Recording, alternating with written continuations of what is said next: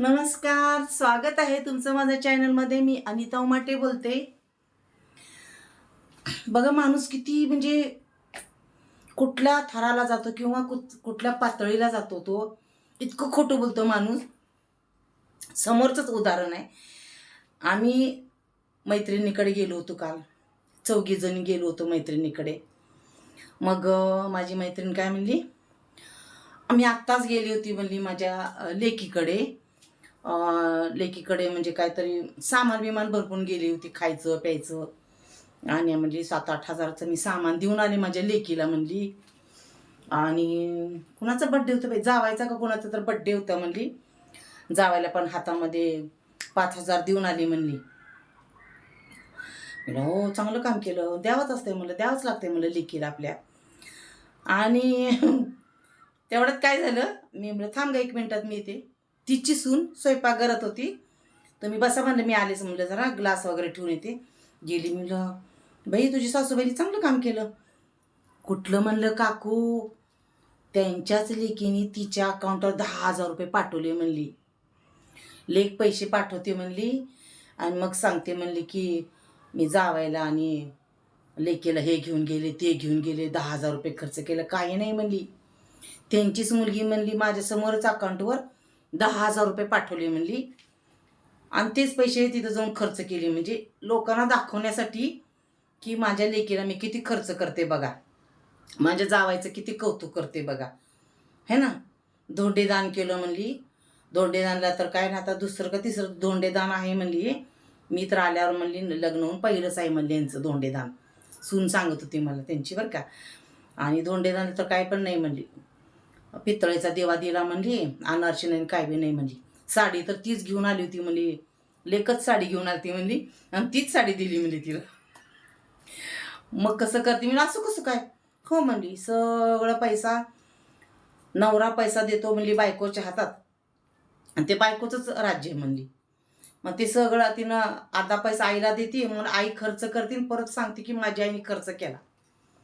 हे अशा पद्धतीनं काहींच्या घरामध्ये कांड चालू असतं, अशी प्लॅनिंग चालू असतात.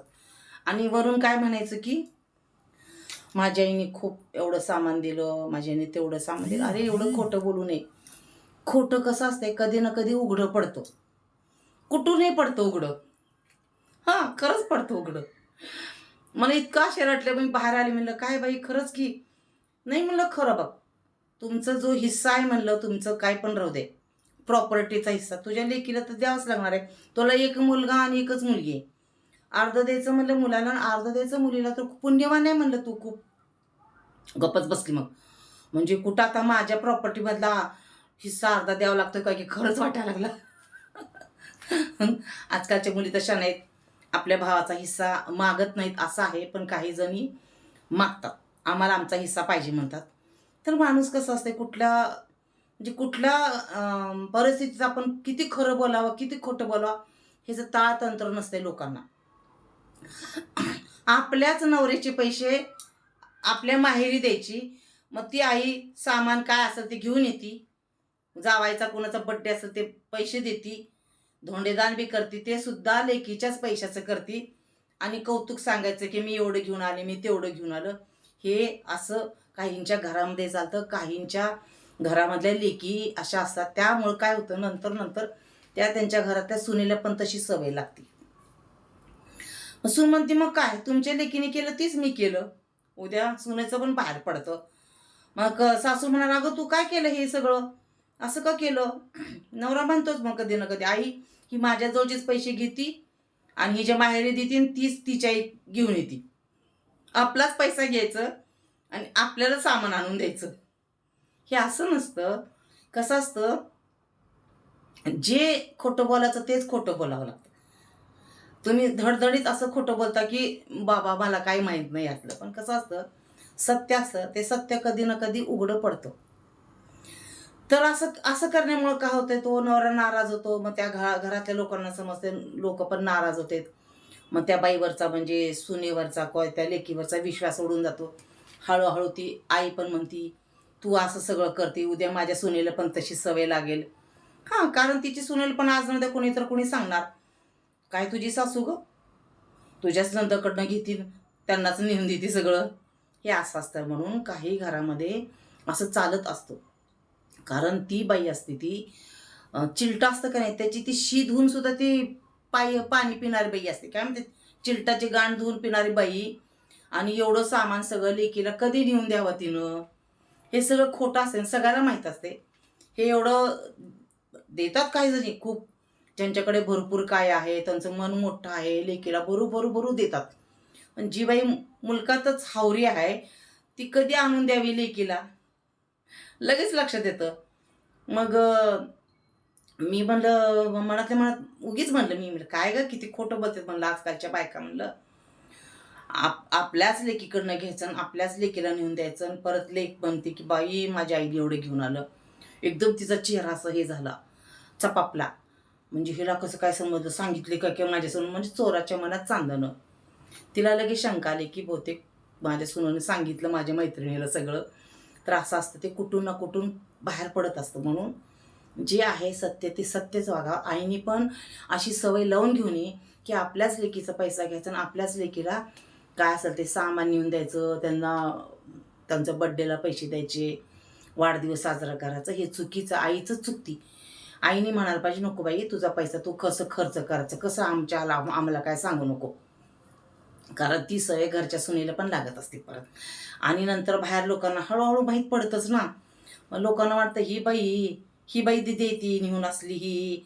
अरे ही लोकांना लोबाडून खाणारी बाईनी कधी लेकीला नेऊन सामान द्यावी. हे सगळं समाजासमोर ना आपला चेहरा उघडा पडतो. म्हणून आपण अशा काही गोष्टी करू नये जे समाजाच्या नजरेत आपण गिरतो म्हणजे पडतो. आणि आपल्या घरच्याच्या पण नजरेमधून उतरून जातो. नंतर आपला कमीपणा होतो. ज्या अर्थी तुम्ही दुसऱ्यांना किंमत देत नाही ना, मग हळूहळू देवसुद्धा असं करत असतो की तुम्हाला सुद्धा लोक किंमत देत नाहीत. नंतर आपली मुलं छोटी छोटे आहेत, समाजासमोर आपण कसं वागावं हे खूप कमी लोकांना माहीत असतं. मग मला काय वाटतं की घरोघरी असं काहीतरी घडत असतं. पण ह्या गोष्टी घडायला नाहीत पाहिजे. कारण ही कसं असतं, सासर ते सासर असतं, मुलीचं माहेर ते माहेर असतं. जेव्हा मुलगी आपल्या माहेर येतं तेव्हा आईने भरभरून द्यायला पाहिजे की लेकीचंच घ्यायचं आणि लेकीला द्यायचं, असं कधी करू नये. कारण ह्या गोष्टी हळूहळू उघड पडतात, समाजाला माहीत पडतात आणि समाजामध्ये आपल्या लोक नाव ठेवतात. परत समाजाला काय कळलं घेऊन, लोकांना पडलं काय घेऊन, अरे त्यांच्यासोबत तर आपल्याला राहायचं असतं. तरी बरेच असे उदाहरणं आहेत की लेकीकडनंच घेतात आणि लेकीलाच नेऊन देतात. आणि परत म्हणतो बघा आम्ही लेकीला एवढं नेऊन दिलं. आणि दिलं तर दिलं, त्याची चर्चा कशाला करता तुम्ही, है ना. आम्हाला सांगते अजून आमची मैत्रीण, मी लेकीकडे हे घेऊन गेले, मी लेकीकडे ते घेऊन गेले. मी म्हणलं आम्हाला माहिती आहे तू लेकीचंच घेते लेकीलाच नेऊन दिली.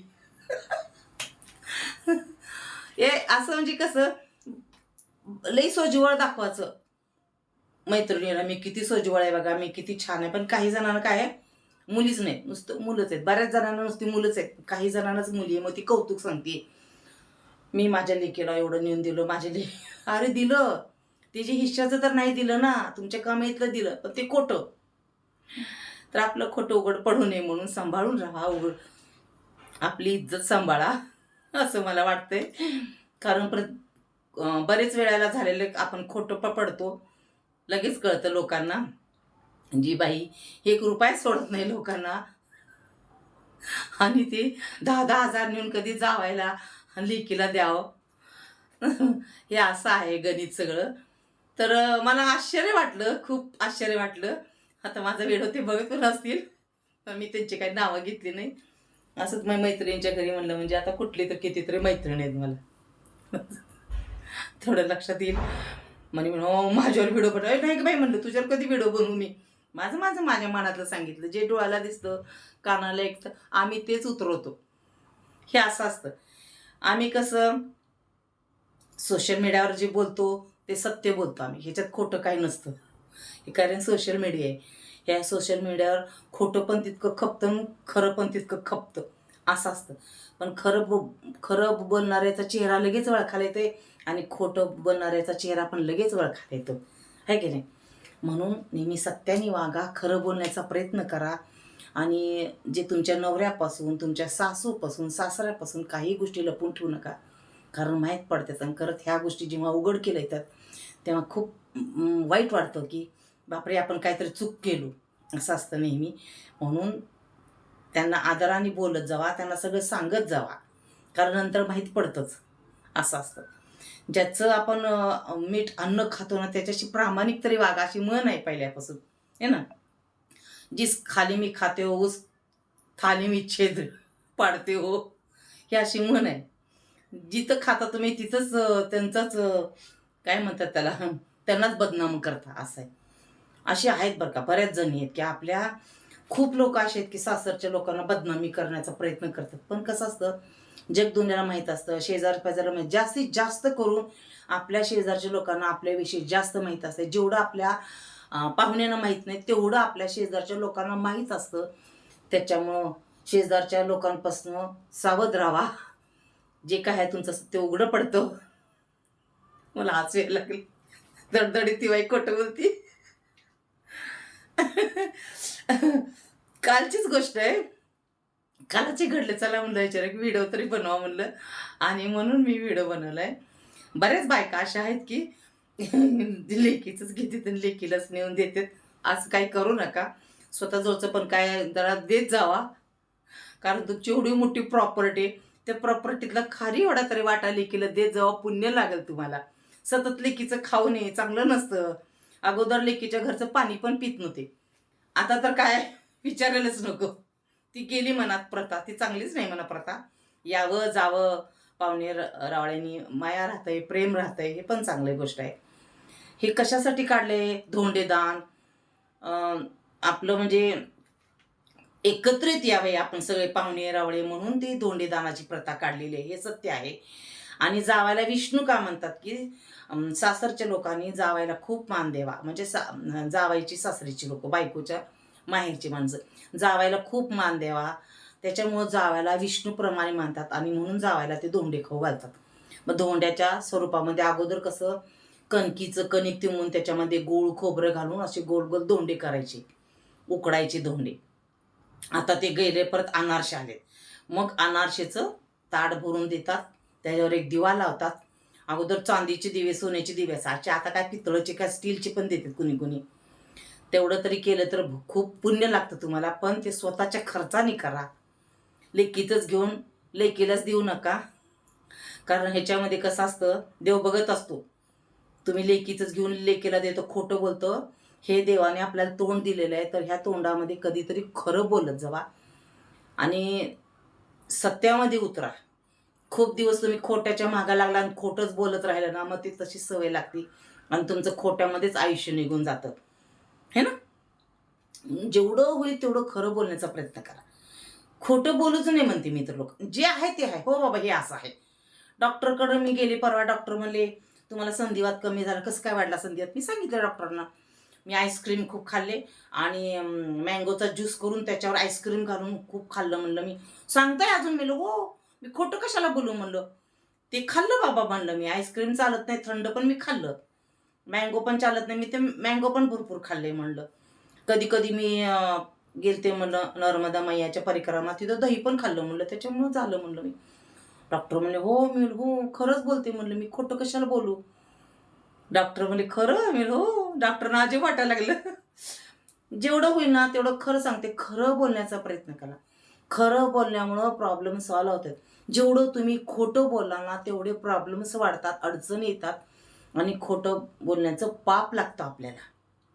ज्या लोकांना तुम्ही खोटं बोलून अंधारात ठेवता ना, ते कधी ना कधी उघडकीस उजेडामध्ये येतं. अंधाराच्या नंतर उजेड असतोच, असतो का नाही? मग थोड्या वेळ गेली तर लाईट, आपल्याला लाईट येईपर्यंत आपण घाबरतो, पण तसं असतं. जेव्हा तुम्ही अंधारात उजेडात येईल त्यावेळेस तुम्ही तुमचा चेहरा लगेच कळतो की तुम्ही खोटं बोलताय. चला तर मला सांगायचं आहे प्रत्येक मुलींच्या आईला की आपल्याजवळचं काहीतरी मुलीला दान करत जावा. चांगलं असतं, पुण्य लागतं. त्या मुलीचंच घेऊन मुलीलाच देणं म्हणजे आपल्याला पाप लागतं. खोटं बोलता तुम्ही की मी एवढं केलं तेवढं केलं. मुलगी तुमची करावंच लागते तुम्हाला, थोडं तरी करावंच लागतंय. जन्माला आली म्हणजे मुलगी करावंच लागते तुम्हाला. तुम्ही काही दिलं म्हणजे नवल नाही. हां, तुमच्याजवळचं दिलं तर खूपच पुण्य तुम्हाला. तुम्ही लेकीचंच घेता आणि त्या लेकीलाच म्हणता मी एवढं त्या घरामध्ये हे दिलं ते दिलं, किंवा वाढदिवसाला जावायला पैसे दिले, धोंडेदान केलं. करावंच लागते तुम्हाला, त्यात काय नवल नाही. चला मग बाय. आणि गुड नाईट. संध्याकाळी 10 वाजता आपली लाईव्ह सुरू होणार आहे. या आता हा व्हिडिओ मी लगेच टाकून देते. आणि जर व्हिडिओ पाहिला तर तुम्ही कमेंट करत जावा नक्की. व्हिडिओला सबस्क्राईब करत जावा, कमेंट करत जावा.